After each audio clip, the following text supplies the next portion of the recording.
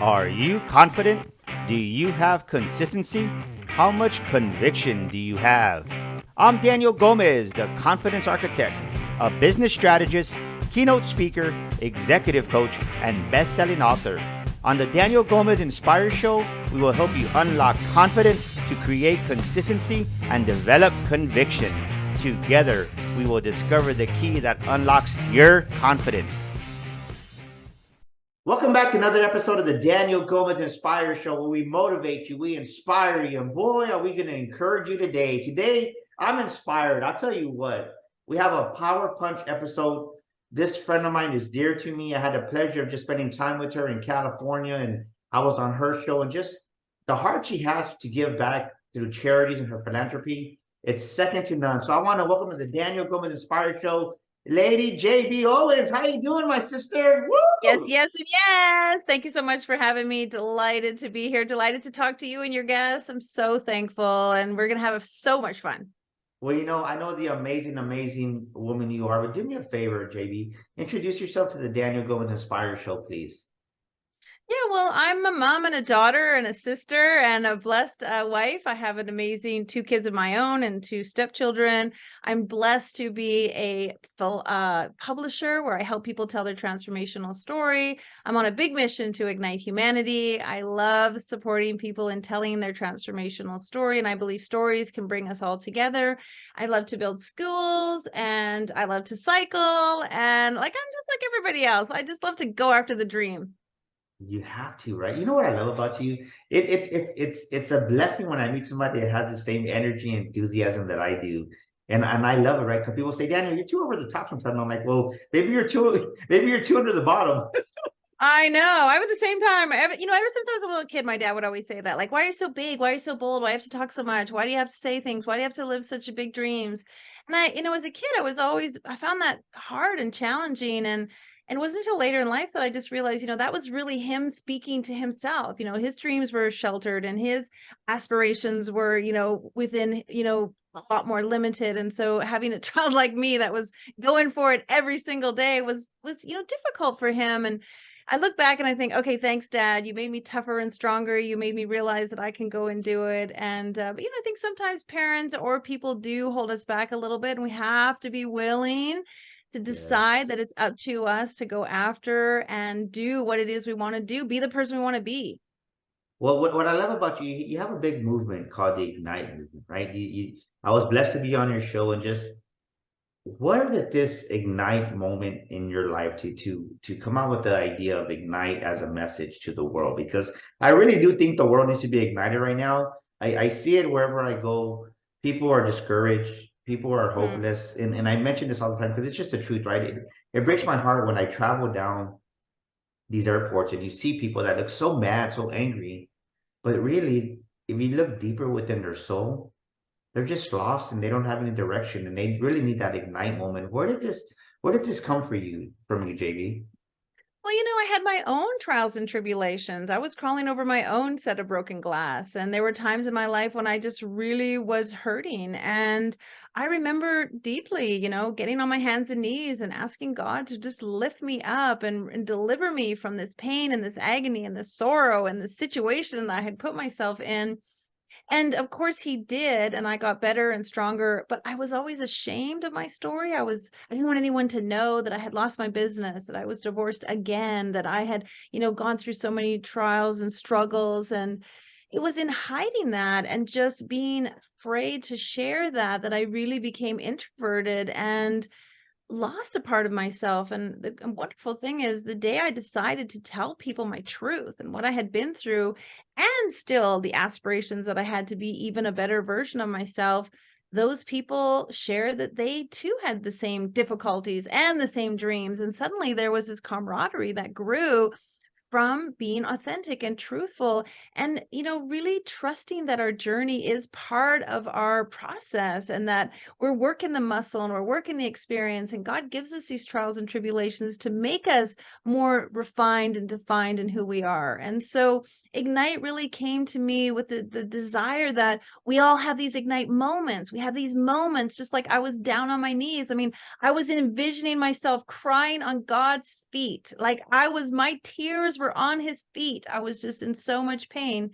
And the truth is, that was truly an ignite moment for me. That was the moment where I Mm. decided my life not had to be different in some ways, but had to be different completely in every way. And it was that ignite moment that made me stand up on my own. And I realized we all have ignite moments. Every one of us has an ignite moment. And it's what we Yes. do with our ignite moment that helps us be a better version for ourselves and for others. And that's really how ignite came to be. Well, I first of all, I want to thank you for opening your heart. I mean, you're coming to us, right? We're all over the world right now. We're international, and you're over here just opening your big heart to a bunch of strangers. And I want to thank you because it takes a lot of courage to do that. And then there's two things that you said that caught my attention because I think a lot of men and women struggle with this shame. Is that you said you weren't divorced once, you were divorced twice. What did you learn about yourself? Because I think so many people, A, they feel like a failure because maybe the first divorce and separation, and right, the kids are the ones that get hurt in that sometimes. And then, but a second time, it's like, right, I can't imagine what that would feel like. But you overcame that and you're celebrating the fact that, you know what, I learned some valuable lessons through that. So I'm not going to stay back there because I'm focusing on where I'm going. I love that about you. What did you learn yourself on the journey as you were going through this time of healing? Because I know I've never been divorced, but I have had a broken heart from high school. And, even though people say it's just puppy love, I don't care. My heart was broken when I was 17. It truly was. So Mhm. talk to us about what did you learn about yourself that you want the world to know, like, hey, you know what? There's nothing to be ashamed about. This is lessons I learned through two divorces, and I want to share my wisdom with you. Yeah, I mean, a great question. I really had to become my own hero. I had to become the person that was going to pick me up. No one was going to do it for me. Was blessed to have the father of my children, fantastic man, wonderful, great provider, took care of me, was, a beautiful caregiver and a very, amazing gentleman. But I was relying on him and I was leaning on him and I was expecting him to do all these things. And with my second marriage, I also, was very much codependent on this person. And it wasn't until I realized that, like, I need to be my hero. I need to be the person to teach myself and show myself and pick myself up.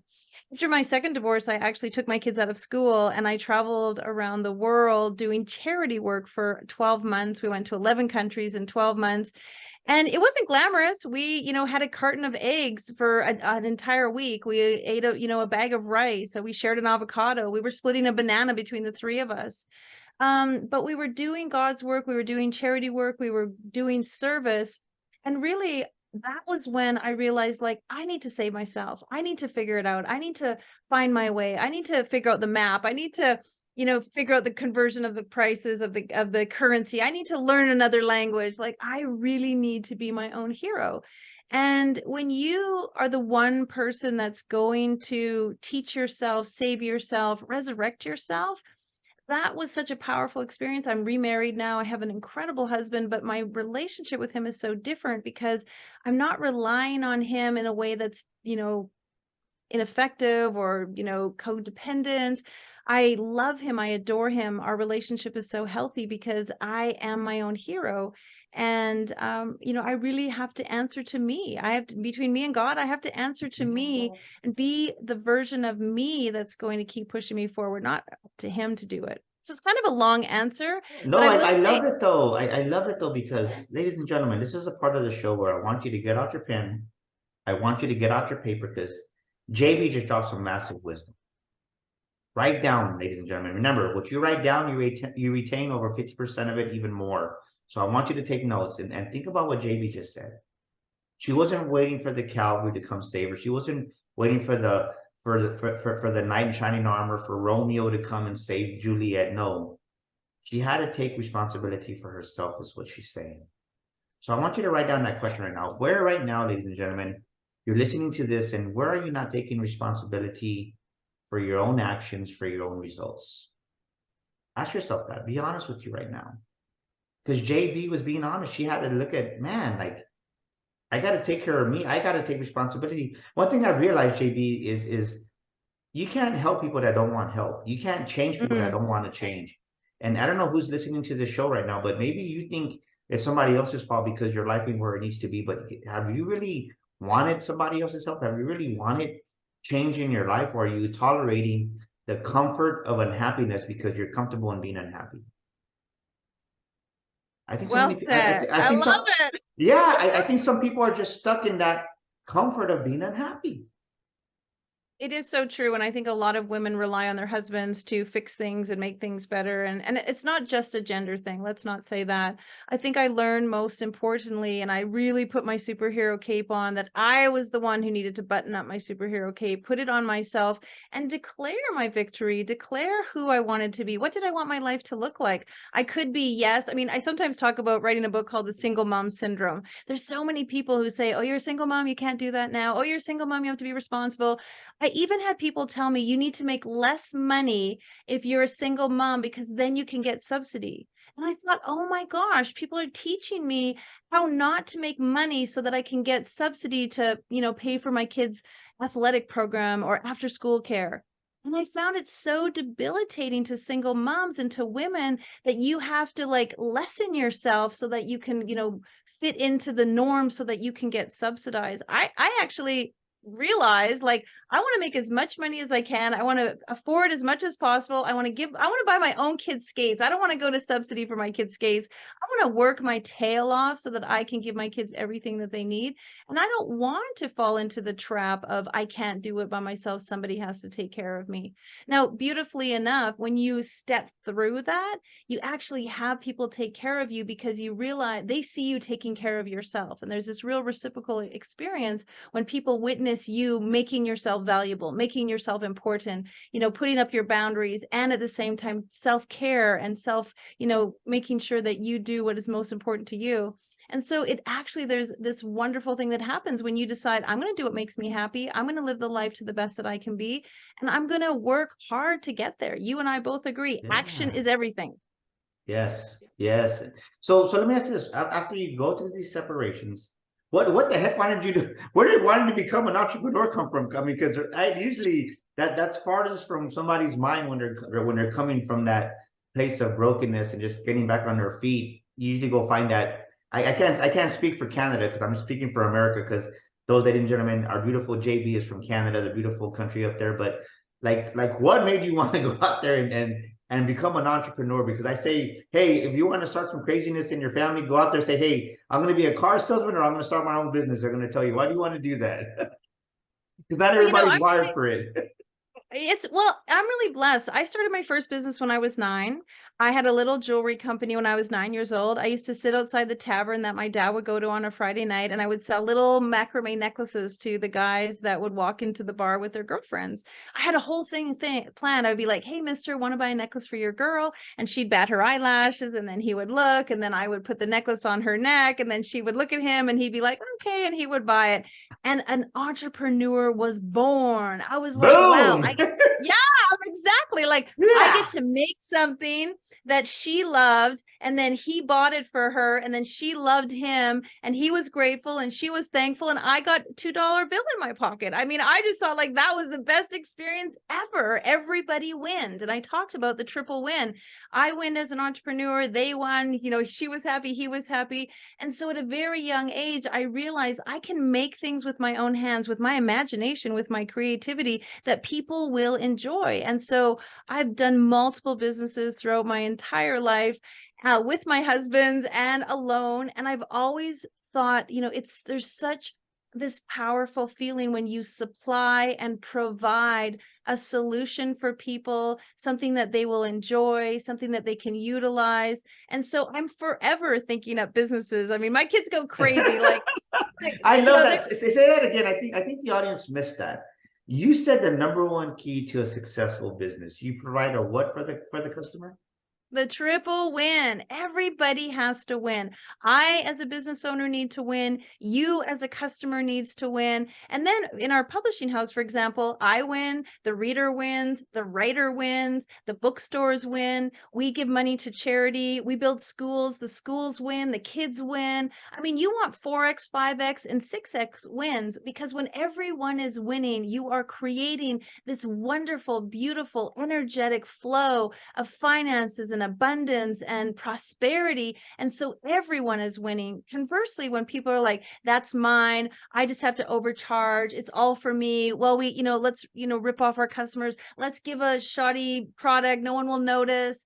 That is a recipe for disaster. You really want, as an entrepreneur, to provide the triple win as often as possible with every facet of your business.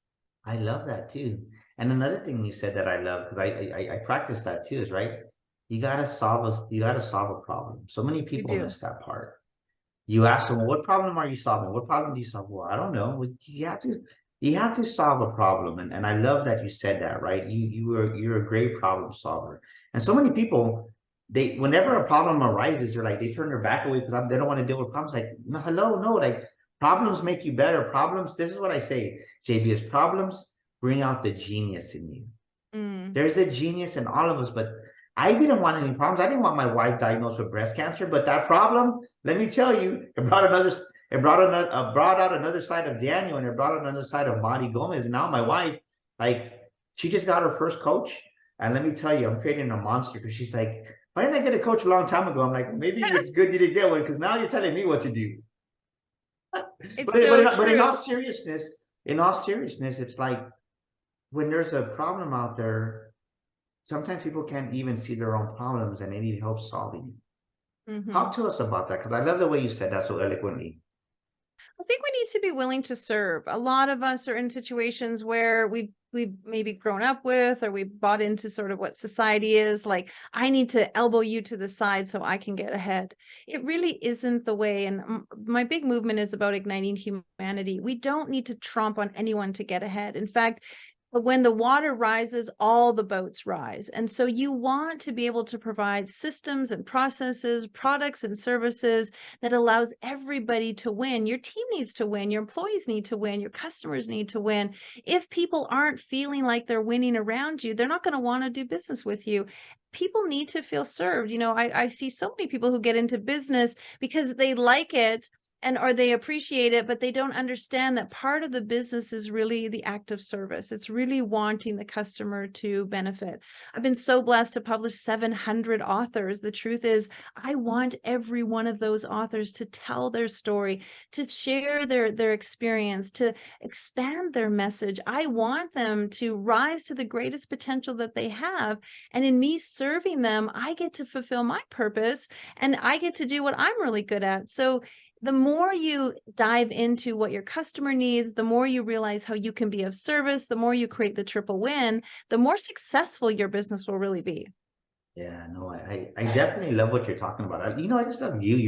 You're beautiful. I'm glad I had a chance to meet you. Just everything that you present, So I truly believe likes attract like, and somebody's listening to this and saying, "Well, it sounds great, but I don't have that type of customer." Well, I always say this. We were just talking about this the other day. Is to have a better quality customer, you have to be a better quality human being. And Mhm. and people don't realize that, right? A lot of the things that we attract to ourselves, our clientele, our business, whether it's doing great or bad, it's because of us. And what I hear you saying through this whole episode that we're doing right now, this whole show is that JB took responsibility. She rose to a higher tide.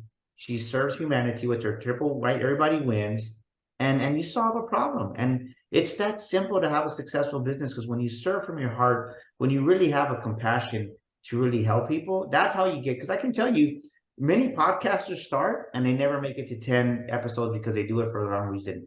Many publishing companies start and they never make it to 20 books because they don't all they think about is them and they don't really take the story of the author. And I love what you're talking about. Let me ask you this. If you were to give us two of your main greatest tips in business, besides what you've already shared, what would those two great tips be, JB? Well, you just made me think of something. I mean, first of all, you really have to know what your customer needs. I mean, really know your customer. Be invested in your customer and making sure that they get the products or the service again that they need. Like really get to know your customer. If you feel like this is just going to make me a lot of money, this is just going to be really great for my ego, this is what my friends are doing, you really aren't going to have that longevity because it's hard every day to wake up. And you know this, when you're an entrepreneur, You work 7 days a week, you work 15 hours a day, you wear all the hats, you do all the things. If somebody else doesn't want to do it, it falls on you. So you really got to love what you're doing. You have to do it through a sense of passion. You have to do what you love. I have an 18-year-old son. He's just going out into the workforce. He's like, Mom, this is hard, working 9 to 5 and getting up and only making $15 an hour. I'm like, that's why, son, you have to do what you love. You have to love it so it doesn't feel like work. A few years ago, we drove to Disneyland from Canada so the kids could all go to Disneyland. And after a week in Disneyland, we were driving home. It was like a 2-day drive back to Canada. And I was like, I can't wait to get home. I can't wait to get back to work. And my son is like, you are the weirdest person on the planet. You left Disneyland and you can't wait to get back to work. But I love my work, and you have to love your work. You have to see it from a new perspective. You have to envision your work to be something that nobody else is going to see it the way you see it. And I always tell people, do what other people aren't willing to do. I'm willing to make sure that my authors get better service, better experience, better transformation than they get anywhere else. And so I go over and above. And I think that's a key to business is you can be really successful, but you can be exceptionally successful if you're willing to do the things that other people aren't, because many people get complacent with their business. They'll just decide like, oh, that's good enough. We see it all the Yeah. time. The quality starts to go down, service starts to become less. So there's just this passion behind your business, and giving it your all is really what makes people so connected to you. I love everything you're saying. You're so right because it always reminds me of what we used to talk about back in the day when I used to be in management is when you go the extra mile, that highway is not congested because no one hardly ever goes the extra mile anymore. That highway is less traveled, so it's easier traveled once you get past all the traffic because everybody's at the highway of mediocre. So I love what you're Mhm, saying. Let me ask mhm. you this. Let me ask you this. What's in the future for you, JB? I know you have a new book coming out. You have some great things. What's it talks about passion, and I definitely agree with you on passion. But what is when your readers read your new book? What's the title of it, and what's somebody going to take away from your book? Well, as you can see, we do really great theme books. If you're watching, folks, we have Ignite Your Health and Wellness, Ignite Parenting, Ignite Purpose, Ignite Wisdom. So we love doing these amazing books on theme, and so we invite authors to come in and be a part of our book compilation by writing a chapter. So our next book is Ignite Your Courage, and we're also doing Ignite Your Purpose. And so we love having people come and be a part of our projects. And so they write 3,000 words. We walk them through this beautiful 4-month process. We teach you how to write your story. We show you how to connect with the reader. And then I go one step further by really teaching you the business of being an author. I want you to succeed with your book and use it as a calling card and a door opener and a platform and a springboard to the next great thing. And so I teach you the business and the art of being an author, and so that you can monetize and benefit from your product. And so I really love to show people how to take their story, their very unique, transformational, ignite moment story, and put it into a book and be a part of going bestseller, sharing with others, and be a part of a huge community. So I invite any of your listeners to come into the Ignite platform and see some of the new books that we're doing so that if they have a desire, here's the thing, if you have a desire to write, it means somebody needs to hear it. If you have a calling to tell Mm. your story, it's because out there someone is crying and they need to hear your story. You have the exact medicine that they need to pull them forward and give them the solutions that they need. Many of us can't relate to Oprah and Michelle Obama and all those people that are way ahead of us, but some of us can relate to Daniel and relate to JB because we're just a few steps ahead of them. And our story pulls them forward and helps them sort of, circumvent some of the pitfalls that we've been into, but inspires them. And so I really invite people to share their story. Everyone has a story. Everyone has an ignite moment. They transcend, gender and race and religion and all the things that separate us. And they actually bring us together and show us how really, truly more connected we are than we realize. I love that, right? Because it kind of goes about what our theme is with Sticker Shock is the world needs to hear your story, whether it's through Hmm. speaking, whether it's through a book. And I always say this because we do with some of our authors, what I tell them, look, you're the only chapter someone may ever read. So Right. let it be a chapter that's going to impact someone's life and change it. And people don't go, what do you mean? Amen. Yeah, they don't realize like not everybody think about this. Like there's people say, will somebody really read my book or read my chapter? I'm like, why do you think Yes. there's Walmart? Why do you think there's Target? night and day. Why do you think there's Nordstrom's and why do you think there's Right Kohl's night and day? There's an audience out there for everyone. And It's the so reason I true. say that is because your book, your chapter, like JV's inviting you to do with the purpose book, it's out there for you. And the moment you realize that your voice matters, and like my sign says in the back sticker shock, the world needs to hear your story, whether it's through speaking or through writing it out in 3,000 words or writing your own book. It can Yes. be done. One of our authors, I brag on her all the time. Actually, I got her book because we just released Anne the Masters. I go, Anne is 73 years young. Wow. 73 years young. She just started her podcast about a year ago. She just started speaking on stage. She was so good. She accelerated so quickly. At 72, we had her MC our women's conference, JB, and her Amazing. book just launched here less than a month ago. At 73 years young. So It's never too late. It's never yes. ever. It's any time is your time. Make it your time. Say that again. Anytime is what?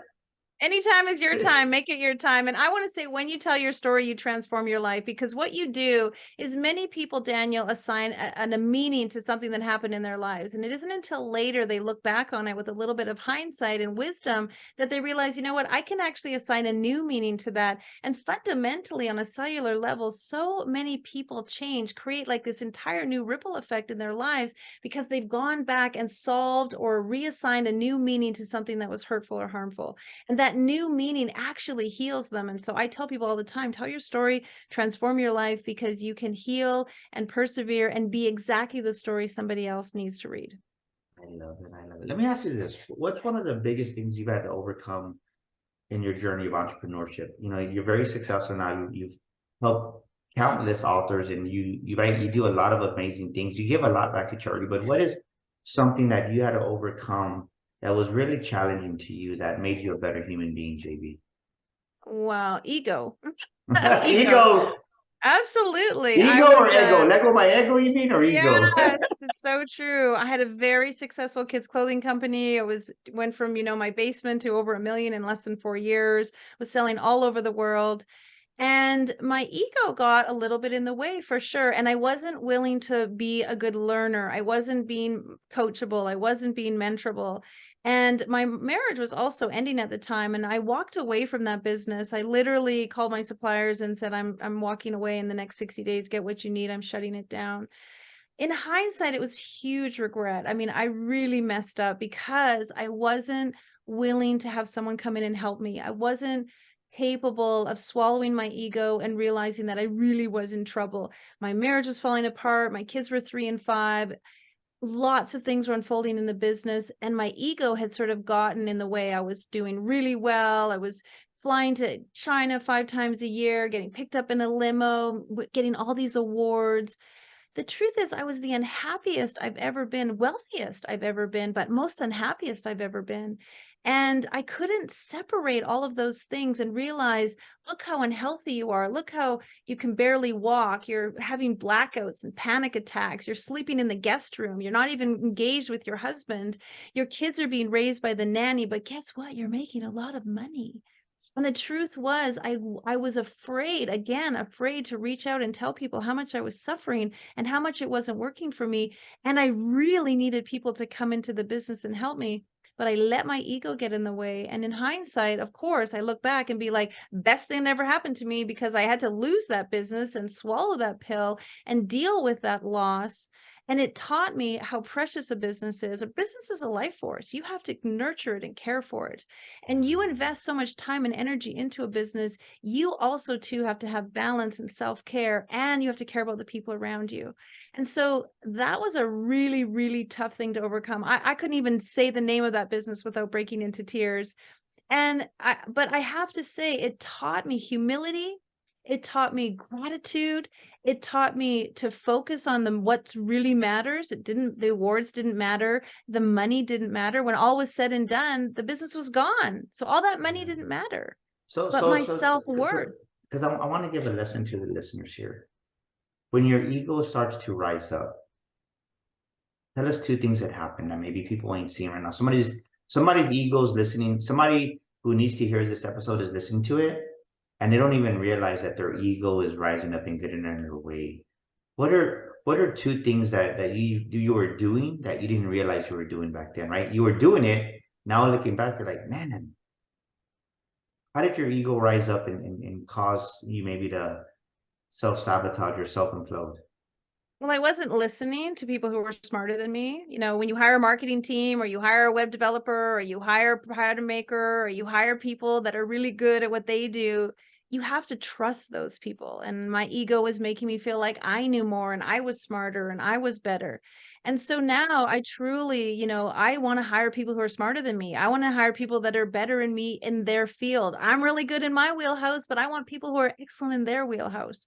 And so really listening to people, be willing to just really hear people. And then I think the second thing is what for me was I was mean. Like when people made mistakes, like I was down on them, I would point that out or I would like get angry. I would in some way even make them feel ashamed because I felt ashamed. And so realizing that we're all human, we all make mistakes, we're all doing the best that we can, we're all trying our hardest. I mean, my team shows up every day to help me ignite humanity, to help me empower authors. They're here because they want to be here. I'm not pulling them on a rope and making them show up, but I need to care about them. I need to care about what they value. I need to care about what their dreams are. I need to make sure that working for me allows them to get where they want to go also. Yeah, So I think that those were like the biggest lessons that I needed to learn. that's huge. So think about what JB just said, ladies and gentlemen. Where are you not listening? Where are you not listening that you used to be teachable, you used to be a little coachable, and now your success has you in a place where you think you know it all. And once you think you know it all, that's a sign of pride also. That's where you start to go backwards instead of forwards. And that's just, it's not good. You might get to a certain point in business, but it's not sustainable. And you got to ask yourself, am I not listening the way I used to listen to? Maybe it's your wife you're not listening to. Maybe it's your husband. Maybe it's your team. Maybe you're somebody trying to tell you, hey, we love you. We're trying to guide you, but you think you know it all. And that path that you're on right now is going to lead to self-destruction. Or maybe you're one of those, like JV said, thank you for opening your heart. You're belittling your employees, you're belittling the people that have been there for you. You're talking about them, or you're just making them feel settled, right? Like you're stepping on them for your own success, for your own merit, because you ain't dealing with the real shit that you're not happy with in your own life. Think I about was what just thinking like JV's. I needed to be splattered on the windshield and like spread out and like whoosh, whoosh, whoosh, whoosh, like woke up. Yes, but this is a real conversation that people need to hear, because I remember when I was younger in the automotive industry, I thought I knew it all. We were making a lot of money, and I didn't listen to anybody because I just did when you said it, that's what thought to me, right? I was going 100 miles an hour. We were doing great. We had money in the bank. We had the Rolexes, the Corvettes. We had the Lexuses. I didn't need any. I didn't want for anything, but I didn't realize it at the cost of what was really causing damage to my family, causing damage to some of my employees. And I thought, I was like, well, they don't like it. They can go get a job somewhere else. And I think once I reflected back and I said, man, I was a terrible leader. Even though we were Hmm. making money, yes, we were doing phenomenally well, but it's at the cost of relationships. And one thing that I think that I'm grateful for now that's coming up in with my new coach is just like, don't burn bridges. Because for me, it's always been Right. easy to burn bridges. I'm like, well, but you don't realize it when you're doing it. And I love that. Let me ask you this. What is the scripture or quote, JB, that you rely on in times of adversity? What's a scripture or a quote that you rely on in times of adversity? Well, I'm a very spiritual person. I love God and I speak to God all the time. And when I first met my husband, that I'm currently lovingly married to, he said to me, "What do you think is the most exactly what you said, the most spiritual thing or the most godly thing that you would impart upon me?" And I said, "If that's so easy, know thyself." When you know thyself, when you work on you, when you learn you, when you uncover you, when you discover you, that is the most important thing that you can do. So when you have difficulties, Know thyself. Why have I attracted this? Why have I brought this into my life? When you have successes, know thyself. How did I create this? How did I manifest this? How did I build this? When you have loss and all, I always say, Daniel, that people are come to earth pinned to their birthday suit with every single emotion that the human experience has to have. And so we're going to feel betrayal. We're going to feel sadness. We're going to feel angry. We're going to feel rage, but we're also going to feel bliss and joy and happiness because we're designed to feel all of those things. So know thyself, know what your talents are, know what your weaknesses are, know what you're good at, know what you don't like to do.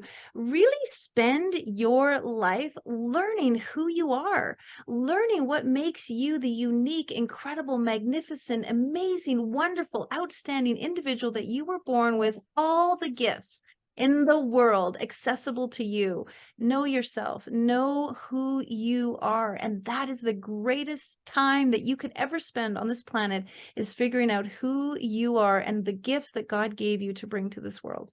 Boom, baby. Woo! That was powerful. Know thyself. Don't know the person that failed. Know the real you. Yeah.